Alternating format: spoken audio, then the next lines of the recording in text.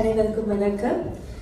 இன்று இந்த சிறப்பான சொற்பொழிவை வழங்கிய முனைவர் பேராசிரியர் ஜேம்ஸ் ஸ்ரீ பாலகிருஷ்ணன் அவர்களுக்கும் எமது உளமார்ந்த நன்றிகளை தெரிவித்துக் கொள்கின்றோம். தமிழ் சங்கத்தின் சார்பில் தெரிவித்துக் கொள்கின்றோம். அத்துடன் திரு பாலகிருஷ்ணன் அவர்களுக்கும் எமது நன்றிகளை தெரிவித்துக் கொள்கின்றோம்.